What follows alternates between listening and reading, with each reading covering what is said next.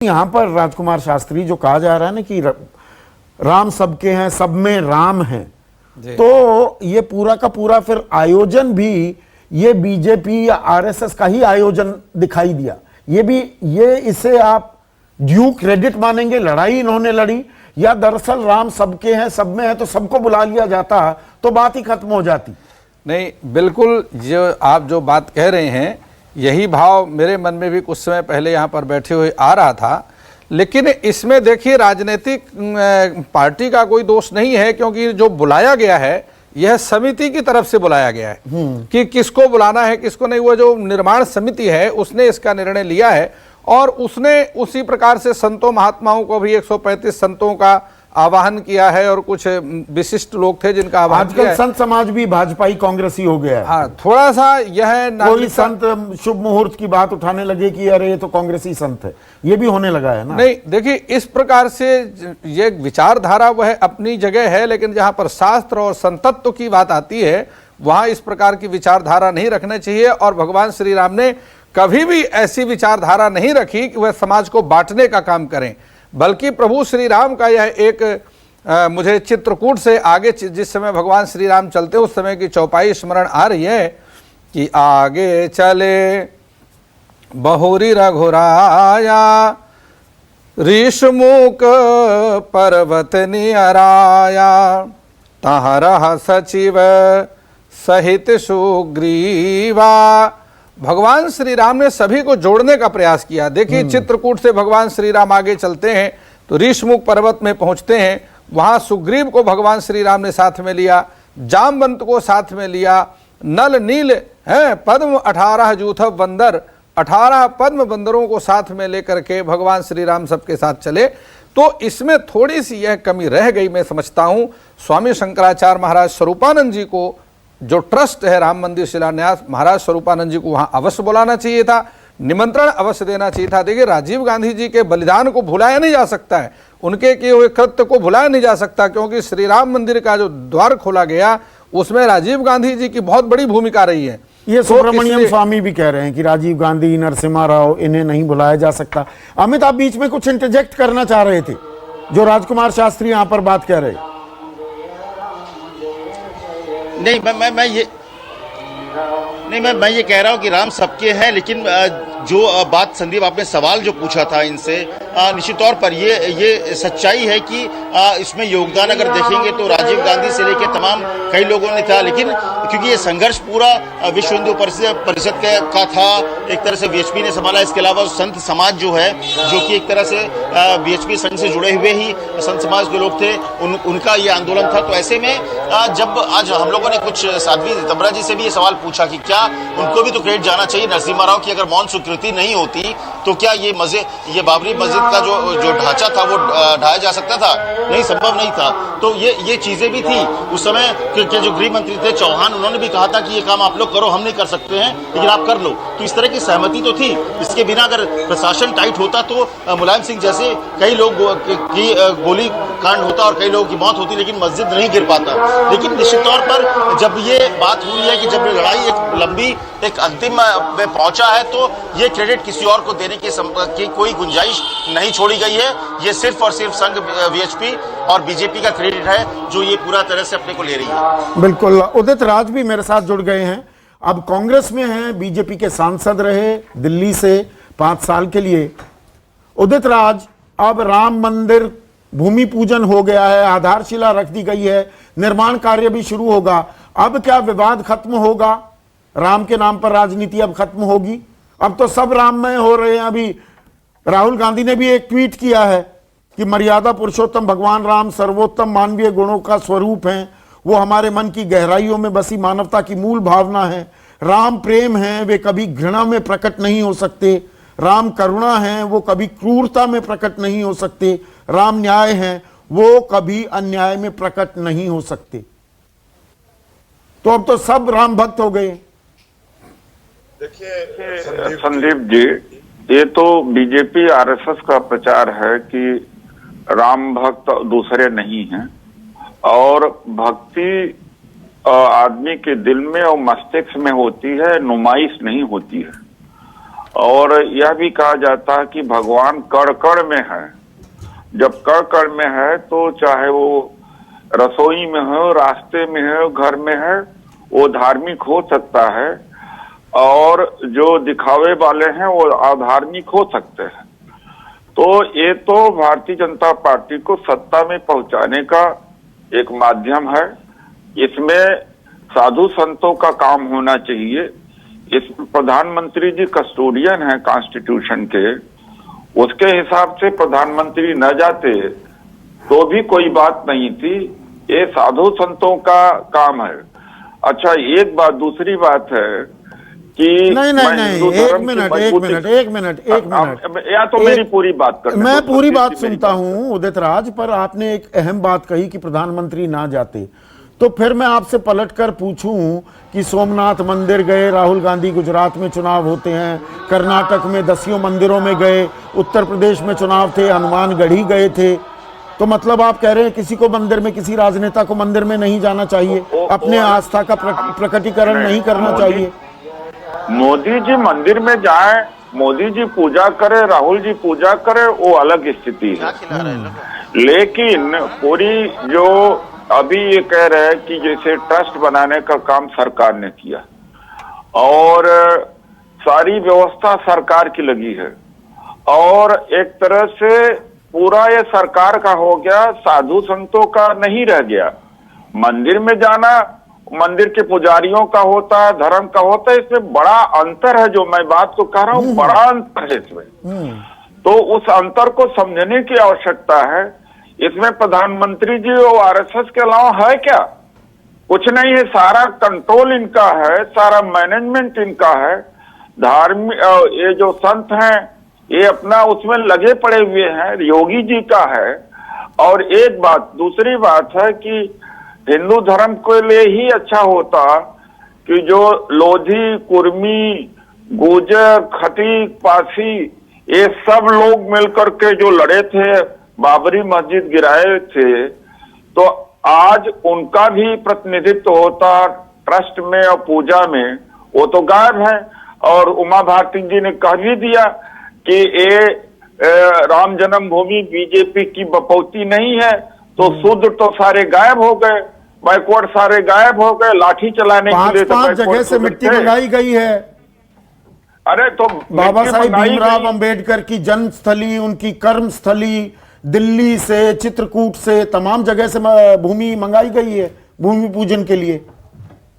तो ये होता कि महू से मंगाया है। हाँ, महू बाबा साहब डॉक्टर अंबेडकर ने कहा था कि हिंदू धर्म में पैदा हुआ, मेरे बस की बात नहीं है, मरूंगा नहीं और मरे नहीं। बौद्ध धर्म में वहां की मिट्टी लाए। इनको दलितों पिछड़ों के वोट से प्रेम है, भागीदारी और संसाधन और संगठन में जगह नहीं देंगे।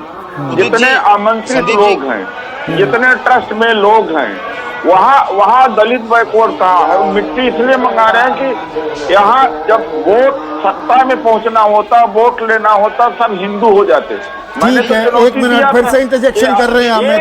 एक मिनट, आधा मिनट प्लीज, आधा मिनट। हाँ बोलिए उदित राज। संदीप, एक मिनट अमित। मैंने ये कहा था कि आज 5 अगस्त से वहां से आह्वान करे ब्राह्मण समाज, समाज कि आज से सब हिंदू होंगे और बेटी का संबंध रोटी से होगा।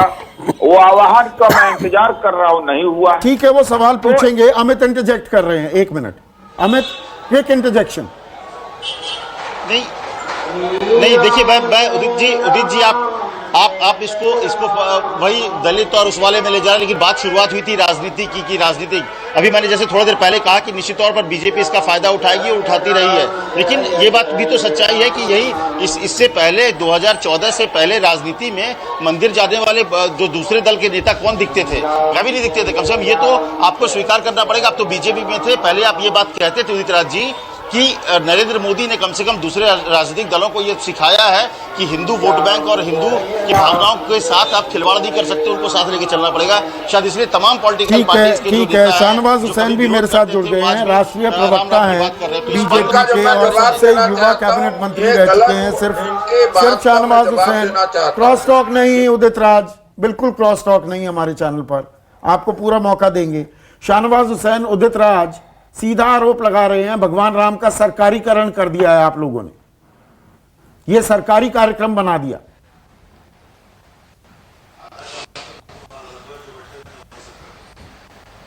देखिए, ये राम मंदिर ट्रस्ट का कार्यक्रम है और उसमें सब लोग शामिल हैं। बहुत दिनों के बाद ऐसा दिन आया कि लोगों की ये इच्छा थी, जब सुप्रीम कोर्ट का निर्णय आया तो उन्होंने कहा था ट्रस्ट बनाइए, और ट्रस्ट बना और उसमें देश के प्रधानमंत्री को बुलाया और उनके हाथों से, उनके कर कमलों से भूमि पूजन हुआ। आज किस बात का विवाद है? अब तो विवाद सब खत्म हुआ है, अब नया विवाद खड़ा करें। अगर आप विपक्ष के कोई लोग नहीं दिखे खड़ा करें कि आपको विवाद भूमि पूजन कार्यक्रम में विपक्ष के नेताओं को कोई न्योता नहीं दिया गया। दिया जाता, राम सबके हैं, राम सब में है, तो न्योता मिलता और बेहतर होता। शाहनवाज हुसैन, नहीं, ये तो अच्छा है। विपक्ष के कई नेताओं की विपक्ष के नेताओं की घर वापसी हुई है और राम जी में आस्था की वापसी हुई है। जो लोग कभी काल्पनिक बताते थे राम जी को, वो लोग कह रहे हैं कि साहब हम तो पहले से इस काम को करते रहे हैं, तो उनको जरूर बुलाया जाता। लेकिन आपको पता है कि 150 लोगों को ही बुलाना है, किसी को रोकना नहीं था। अगर ये कार्यक्रम कोरोना काल में नहीं होता तो संख्या बहुत बड़ी होती। और मैं मानता हूं जो प्रधानमंत्री जी ने कहा कि एक मर्यादा रखनी है, तो उस मर्यादा के नाते जितने लोग बुलाने थे ट्रस्ट ने बुलाए। अब कोई सर्वदलीय सभा तो थी नहीं है कि हर जगह बुलाना ही है सबको। वो ट्रस्ट में देश के प्रधानमंत्री को बुलाया और जिन्होंने राम मंदिर के लिए संघर्ष किया, जो व्यवधान बन रहे थे, उनको अगर बुलाते तो वो अपने आप को अपमानित मानते। ठीक है। सुकेश रंजन मेरे सहयोगी मेरे साथ जुड़ गए हैं। सुकेश, ट्रस्ट का फैसला था, ट्रस्ट ने जिसे न्योता देना था वो दे दिया गया। ये बात फेस वैल्यू पर ली जाएगी क्या? देखिए उदित जी, ऐसे नहीं, उदित जी ऐसे नहीं होती चर्चा मेरे यहाँ पर। आप हर चीज में बोलेंगे नहीं उदित जी, जब मैं आपके पास आऊंगा आपको पूरा टाइम दूंगा। हम चीख चिल्लाहट नहीं करते, चर्चा कर रहे हैं, अहम दिन है, संवेदनशील मसला है, ऐसे नहीं। सुकेश, देखिए इतना सिंप्लीफाई करके, इतना सरलीकरण करके इसको नहीं दिखा सकता है। राम मंदिर का शिलान्यास हुआ है, भूमि पूजन हुआ है और अब बीजेपी, आरएसएस, संघ परिवार इसका क्रेडिट लेती रही है। हाँ, आज भी उसने देने की कोशिश की है, क्योंकि राम के साथ कौन खड़ा था, ये एक नैरेटिव बिल्ड करने की कोशिश की कि राम के साथ कौन खड़ा है और राम के खिलाफ कौन खड़ा है। आपने थोड़ी देर पहले चर्चा की कि क्या इस पे राजनीति बंद हो जाएगी। अब चूंकि सब राम भक्त हो गए, राहुल गांधी भी आपने कहा कि वो तो मंदिर मंदिर घूमे। आप राहुल गांधी का ही ट्वीट पढ़ें तो पता लगेगा इस पे राजनीति खत्म नहीं होगी। हाँ, मैंने क्योंकि पढ़ा। राम को कोऑप्ट करने की जो कोशिश है हर राजनीतिक दल में, वो एक एज देता है बीजेपी को। और बीजेपी ने इतनी लीड ले ली, अब तो आप फ्रेंचाइजी बन के घूम रहे हैं। बिल्कुल, आप उनका ट्वीट पढ़ें। हाँ। राम प्रेम है, वे कभी घृणा प्रकट नहीं करते। ये दूसरी लाइन जो है वो किसके लिए है?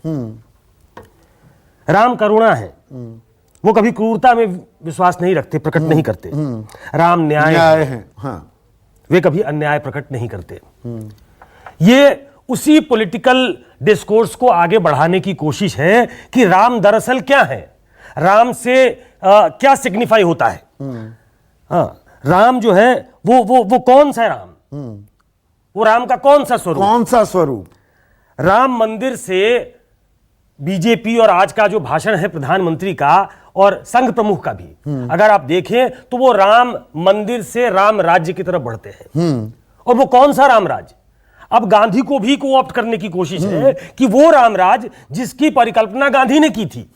और वो राम राज्य क्या है कि आखिरी व्यक्ति तक समानता हो। दीनदयाल उपाध्याय का अंत्योदय, जो बाद में जिसको दीनदयाल उपाध्याय ने अंत्योदय का नाम दिया। हाँ। तो जिस तरीके से, देखिए ये बात पहले मोहन भागवत भी कह चुके हैं कि राम मंदिर जिसका नैतिक समर्थन आरएसएस ने किया था, वो बात वहां खत्म होती है। अब वो जो पहले था कि काशी मथुरा बाकी है, अयोध्या तो झांकी है, तो काशी मथुरा की तरफ अब कोई एजेंडा नहीं है। नहीं, ये इस तो मोहन राम राज- भागवत कह रहे हैं, अभी विश्व हिंदू परिषद क्या कहता है ये नहीं, देखना विश्व होगा। हिंदू परिषद और मोहन भागवत को अलग अलग करके मत देखिए। हाँ, वो नहीं, उन्हीं पर- का अनुषांगिक संगठन है, तो उसको आप उस तरीके से नहीं देख सकते हैं। मुझे ये लगता है कि अब एक लार्जर पिक्चर बीजेपी रखना चाहती है, प्रधानमंत्री रखना चाहते हैं, सबका साथ, सबका विश्वास, सबके विश्वास के साथ सबका विकास, और उसको गांधी के राम राज्य से जोड़कर, और जिस तरीके का शासन चल रहा है, अब आप पूरे समाज को उस राम की परिकल्पना से जोड़ दें, ये कोशिश हो रही है। अब ठीक है, इसमें एक कांग्रेस छोटा सा- कहां होगी, विपक्ष कहां इस होगी, पर हम अपनी जगह चर्चा बना। राम मंदिर की जन्मभूमि जो है, भूमि पूजन जो है, वो कार्यक्रम पूरा हो गया है और मेरे सहयोगी मानस भी वहां मौजूद हैं। मानस, आप कहां पर हैं?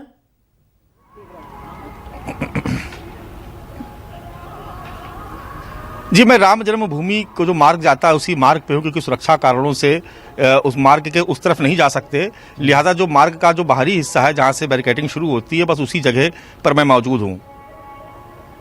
अभी प्रधानमंत्री का काफिला वापस लखनऊ जाने के लिए क्या पहुंच गया है साकेत कॉलेज? उसी रास्ते पर हैं आप?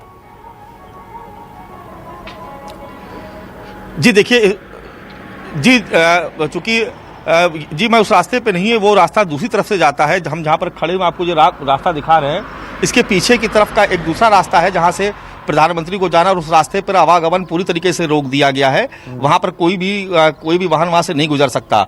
तो फिलहाल प्रधानमंत्री राम जन्मभूमि से निकल करके साकेत महाविद्यालय, जहाँ पर हेलीपैड बना हुआ, वहाँ पर पहुँच चुके हैं, और कुछ ही देर में वो वहाँ से सीधे उनका जो चॉपर है वो वहाँ से उड़ेगा और सीधे लखनऊ एयरपोर्ट जाएगा, और लखनऊ एयरपोर्ट से वापस वो अपने विमान से वापस दिल्ली चले जाएंगे।